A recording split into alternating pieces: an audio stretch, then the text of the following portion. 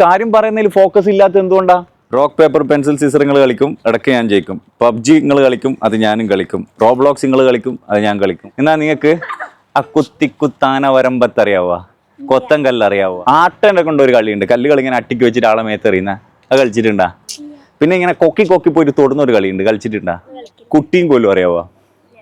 വൈകിട്ട് 6 മണി കഴിഞ്ഞിട്ട് വീട്ടിനുള്ളിലേക്ക് കയറിയിട്ടില്ലെങ്കിൽ പിടിച്ചു വലിച്ചുമ്മ കൊണ്ടുപോക്കാണ്. ഞാനിപ്പോൾ എത്ര ബുദ്ധിമുട്ടിയിട്ടാണ് നിങ്ങളെ വീട്ടിനെ പുറത്തു കൊണ്ടുവന്നത്. കളിക്കുന്നതിൻ്റെ ഇടയിൽ ഉമ്മ ഷോപ്പിൽ പോകാൻ പറയുമ്പോൾ പ്രത്യേക ഒരു ബുദ്ധിമുട്ടായിരിക്കും. കാരണം കളീൻ്റെ മൂർച്ചയില ഉണ്ടാവുക. എന്നാലും ഷോപ്പിൽ പോകുമ്പോൾ മനസ്സിലിങ്ങനെ ബിലീവ് ചെയ്യും കാർ ഓടിക്കുന്നത്. എന്നിട്ട് ഇങ്ങനെയാണ് ഷോപ്പിൽ പോകുന്നത്. ചിലപ്പോൾ മലിക്ക ഒരുപാട് നേരം മൈൻഡ് ക്രാഫ്റ്റ് കളിച്ച് കുറേ നേരം കളിച്ചെന്ന് വിചാരിക്കുക. എന്തായിരിക്കും നിൻ്റെ feel? Tired. Mentally or physically? Mentally. ആ മെൻ്റലി ടയർഡായത് ശരീരത്തെ ടയർഡാക്കും.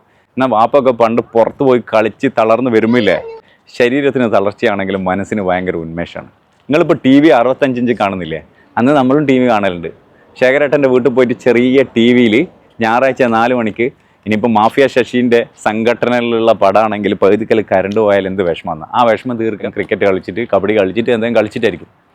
ഇങ്ങനെ കുറേ സംഭവങ്ങൾ. ഏതെങ്കിലും പഴയ ഗെയിം ഉപ്പാനോട് ഉമ്മാനോട് ചോദിച്ച് മനസ്സിലാക്കുക. എന്നിട്ട് ആ പഴയ ഗെയിം സ്കൂളിൽ പോയിട്ട് ഫ്രണ്ട്സിനോട് ഷെയർ ചെയ്യുക. നിങ്ങൾ വീട്ടിൽ നിന്നും കളിക്കുക. അതിൻ്റെ എൻ്റർടൈൻമെൻറ്റ് വേറെ തന്നെയാണ്. മലിക്ക പറഞ്ഞതുപോലെ കുറേ നേരം സ്ക്രീനിൽ ഗെയിം കളിക്കുമ്പോൾ ടയർഡാവുന്നത് മെൻ്റലി ടയർഡാണ്, പക്ഷേ അത് ഫിസിക്കലിയും എഫക്റ്റ് ആവുന്നുണ്ട് എന്നുള്ളത്.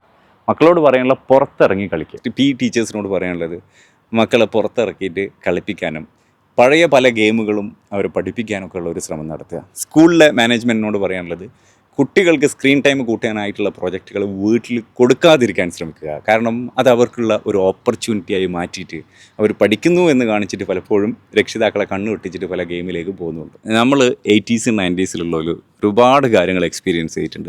പക്ഷേ നമ്മൾ പല എക്സ്പീരിയൻസ് ചെയ്ത കാര്യങ്ങളും ഒരു ദുരിതമായിട്ട് കണ്ടിട്ട് നമ്മളെ മക്കൾക്ക് എല്ലാവിധ സൗകര്യങ്ങളും ഒരുക്കി കൊടുക്കണമെന്ന് വിചാരിച്ചിട്ട് എല്ലാം ലേറ്റസ്റ്റ് സാധനം വാങ്ങിച്ചു കൊടുക്കുമ്പം അവരെ നമ്മൾ ചുരുക്കി കളയുക ചെയ്യുന്നത്, ഒതുക്കി കളയുക ചെയ്യുന്നത്. അവർ പുറത്തിറങ്ങട്ടെ, ശരീരം ഇളകി എന്തെങ്കിലും ഗെയിമുകൾ കളിക്കട്ടെ. പണ്ട് നമ്മൾ കളിച്ച പല ഗെയിമുകളും മക്കളിലേക്ക് പകർത്താനുള്ള ഒരു ശ്രമം, അല്ലെങ്കിൽ ഫോഴ്സ് ചെയ്തിട്ട് പുറത്തിറക്കേണ്ട അവസ്ഥയാണല്ലോ. വീട്ടിനുള്ളിൽ ഒതുങ്ങുന്നതിന് ഒരു ലിമിറ്റേഷൻ. പ്രത്യേകിച്ച് ഉമ്മമാരോട് പറയാനുള്ളത്, നിങ്ങൾക്ക് വീട്ടിലെ കാര്യങ്ങൾ പെട്ടെന്ന് തീർത്ത് ഇൻസ്റ്റയിലുള്ള റീൽസ് കാണാൻ സൗകര്യം ഒരുക്കേണ്ടിയിട്ട് മക്കൾക്ക് സ്ക്രീൻ ടൈം കൂടുതൽ കൊടുക്കും. കാരണം നിങ്ങളെ ഡിസ്റ്റർബ് ചെയ്യരുത്.